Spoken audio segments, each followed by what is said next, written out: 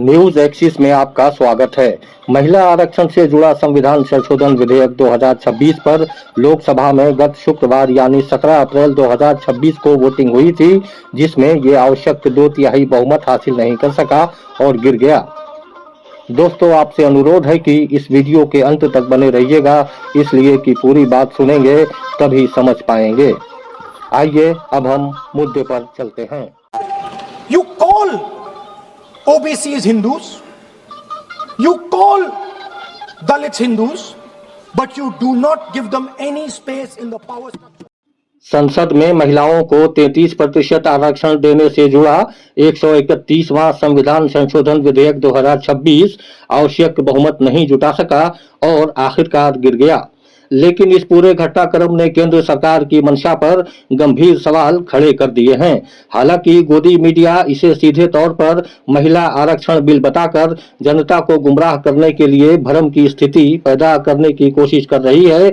यही कारण है कि इसे लेकर नेता प्रतिपक्ष राहुल गांधी और कांग्रेस सांसद प्रियंका गांधी ने अलग अलग प्रेस कॉन्फ्रेंस भी की है। आप गोदी मीडिया से भ्रमित न हो, इसलिए कि हकीकत इससे कोसों दूर है। और हकीकत यह है कि लोकसभा और राज्य की विधानसभाओं में महिलाओं के लिए 1/3 सीटें आरक्षित करने का दावा करने वाली सरकार ने इस बिल में चुपचाप सीटों की संख्या बढ़ाने और परिसीमन यानी डिलिमिटेशन जैसे बेहद संवेदनशील प्रावधान जोड़ दिए, जिससे मामला सीधे राजनीतिक समीकरणों के पुनर्गठन से जुड़ गया। संविधान संशोधन होने के कारण बिल को 2/3 बहुमत की जरूरत थी, लेकिन वोटिंग में 298 वोट पक्ष में और 230 विरोध में पड़े, जो जरूरी संख्या से कम रहे। विपक्ष का आरोप है कि सरकार ने महिला आरक्षण जैसे व्यापक सहमति वाले मुद्दे को राजनीतिक इंजीनियरिंग के औजार के रूप में इस्तेमाल करने की कोशिश की।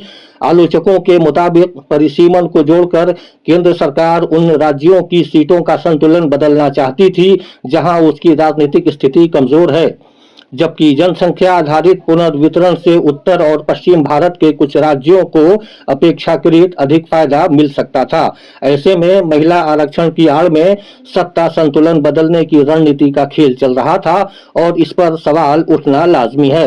राजनीतिक विश्लेषकों का मानना है कि अगर सरकार की नीयत साफ होती तो वह महिला आरक्षण को अलग बिल के रूप में लाकर सर्वसम्मति से पास करा सकती थी, लेकिन विवादास्पद प्रावधान जोड़कर उसने खुद ही इस बिल की राह मुश्किल बना दी। नतीजे के तौर पर न तो महिलाओं को आरक्षण मिल पाया और न ही सरकार अपने व्यापक राजनीतिक लक्ष्य साध सकी। बिल के गिरने के साथ ही ये बहस और तेज हो गई है कि क्या ये वास्तव में महिला सशक्तिकरण का प्रयास था या फिर इसके पीछे केंद्र सरकार की चुनावी गणित को साधने की छुपी रणनीति काम कर रही थी।